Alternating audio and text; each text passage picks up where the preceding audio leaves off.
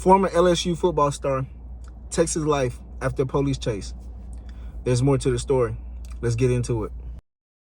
Our top story tonight, former LSU wide receiver KYREN LACY has died at the age of 24 in Houston. The Harris County Sheriff's Office says LACY was found dead in his car after a police chase, and deputies say he shot himself.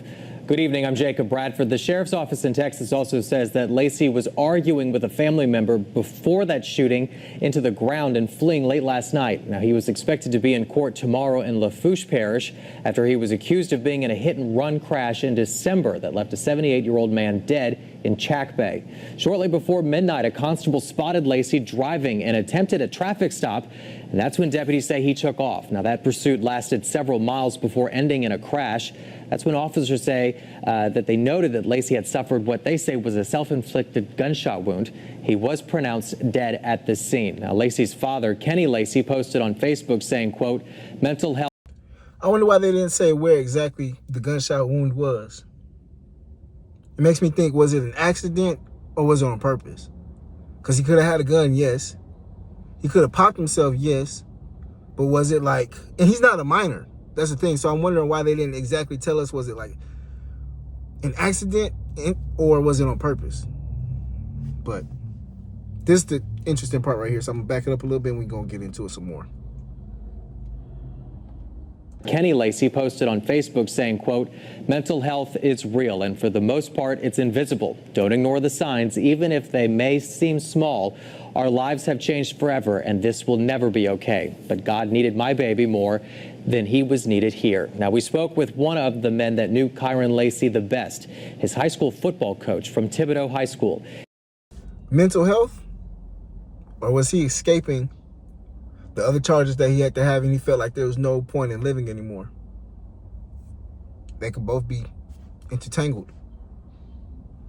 Let's continue watching. He says KYREN was a fun-loving kid that he loved to coach.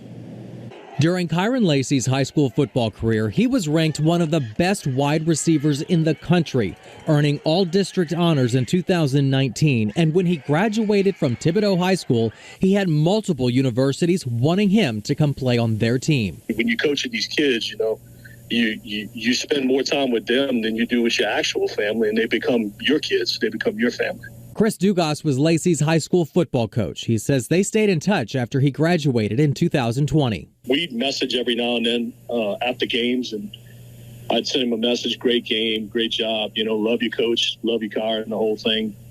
We kept in touch through that. We keep in touch for holidays and message each other, but super proud. Dugas says he was close to members of LACY's family when he himself was growing up. After hearing of KYREN's death, Coach Dugas says he was caught off guard by the news. I mean, it's just a shock to all of us, you know. Definitely prayers out there to the family, to all. I mean, he had so many friends and you know, people that he had touch with through not just through football, but through other experiences. So it's just a tough day for the entire community in Thibodeau. Coach Dugas says anytime he saw KYREN, he was always in a great mood, and that made an impact on his team. He was the type of kid that walked in the locker room with a smile on his face all the time.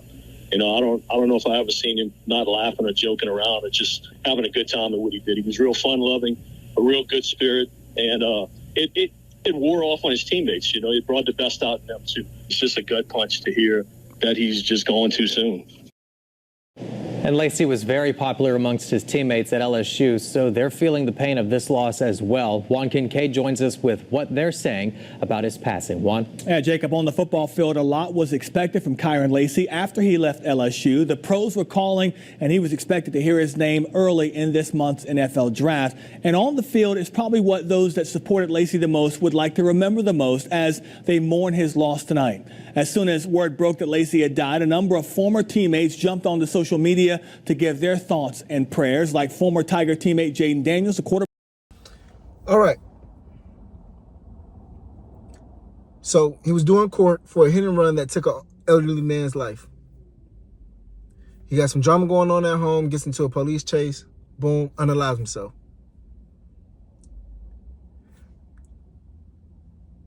There's so many ways I want to take this, but I want to say, when something tragic happens in your life, that's not the end of your life. But I can see it being the end of somebody's life if they've always been built up to be this star. And that's all that they can see. They have tunnel vision of going to the NFL, tunnel vision of being successful, just tunnel vision. Everybody praises you, everybody woo, your whole life just. And now something happens tragic and you can't handle it.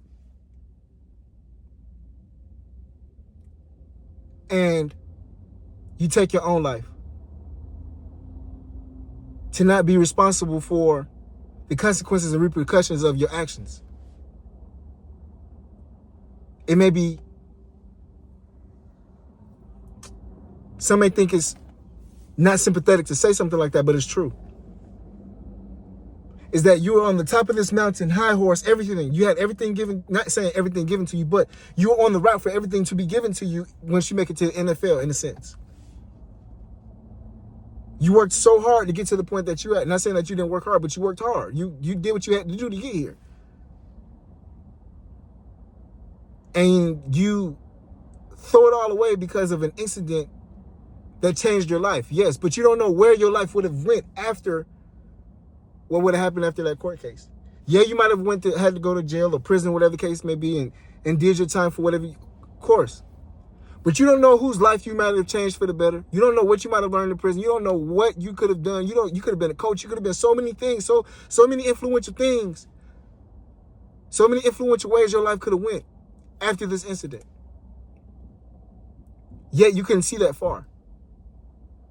Now, I do understand having tunnel vision for your dreams and your goals and where you want to go in life. I do understand having tunnel vision. But you can't be so focused in when something happens that you're still looking, and then when something happens, you can't pivot and go a different direction. What his family was arguing about, I don't know. Is it relevant? Who knows? He probably couldn't see his life going any other direction. He probably thought it was going to be the NFL and that was going to be it. And now he didn't have it. And he probably didn't have any identity outside of football. You know, who he was as a person, you know, how people felt about him, how people thought about him. He felt like it was all built up off of football. Just me. So when you take that away, it's almost like you take away who he is. He felt like there was nothing left. Arguing with family, now he goes and boom, and he's like, what the hell, might as well. There's no point in living. You can't go to the NFL, get ready to go to prison. Might as well. I feel like it's not our job to take ourselves out of here. Now, people may say I'm wrong for saying this, but to say that God took your son away, when it was said that your son took his own self away, we have to really be real out here. I don't think God took your son away because I believe your son took your own son away. I believe your son couldn't bear the pain of what was going on. Especially if as a parent, you put so much weight and pressure on your kid. I'm just saying, as a parent, you put so much weight and pressure on your kids to be successful, to be a good football player, whatever the case may be. Sometimes kids can't hold that. And now sometimes kids may feel like a disappointment when they don't reach to the success or reach to the level that parents or society or anybody or everybody has placed for them. And they crack, and this is how they crack and fold. Let's get into it. I believe it's a little bit more. Let's get into it. Quarterback who posted this on his Instagram story saying, last college touchdown was to you. We're going to hold it down for you. You're going to live your dreams through us. And you always brought that energy and positivity no matter what, a real one. And this from LSU this afternoon. We're saddened to learn of the tragic passing of former LSU football student athlete KYREN LACY. Our thoughts and prayers are with his family and loved ones, as well as his former teammates and coaches impacted by his passing. LACY spent his first 2 years at college at UL before transferring to LSU in 2022. He would finish his 3-year Tiger career with close to 1,700 yards receiving and 16 touchdowns. Jacob? All right, Juan, thank you. Well, Lacy's attorney also released a statement over his client's death and pending hit-and-run case. The statement read, quote, KYREN was scheduled to have his matter heard before a grand jury tomorrow, wherein we were very confident the evidence, after being fully collected and reviewed, would lead to a declination of charges. In December, investigators in Lafourche Parish say Lacy was allegedly driving recklessly on a 2-lane highway, causing a crash that killed 78-year-old Marine veteran Herman Hall. Hall's wife was also injured in that crash. crash. Police say Lacy drove off, which prompted an arrest warrant. He would turn himself in days later. And if you or someone you know is struggling, you can call the National Suicide Hotline. If it's mental health, the mental health issue probably didn't start until this accident. Where you see all your dreams, all your aspirations, everything that you worked hard for, go down the drain after something. Why was he driving recklessly? I don't know. To me, if you know you're going to go to the NFL, you know your life is set up, that's the time you need to be most cautious. You ain't got the check yet. You ain't made it yet. You almost there. That's the time you need to be most cautious. So if you ask me, the mental health and all that, that didn't kick in until this happened. It's never worth it. Me, I thought of it. I thought of taking my own life, yeah, but I was never strong enough. I always felt that's on God. That's why I said about this case. To say that God took your child away, no. Your own child took his own life away. Because he couldn't hold the pressure. It's a lot of pressure, but sometimes you never know what's on the other side. You can write a book, you can influence people, you can tell people, you could be a coach, you could be a mentor, you could have did a whole lot of things and teach a whole lot of kids how to handle themselves, how to handle their life and all that type of thing when they get in transition from college to the NFL. That could have been your job after you served your time and paid your dues or whatever the case may be. You never know. You could have helped out a whole lot of people, but you taking the back door, that ain't it, my brother. That ain't it. Like I said, some people want me to be sympathetic, empathetic. It's cool. I feel for you. I feel for the family. I do. But I have to say that. I have to. It wouldn't be right for me not to say it. Remember, it's always life after tragedy. It's always life after something happens. Always. It's always life. It's always a silver lining. It's always something that we can learn from the situation.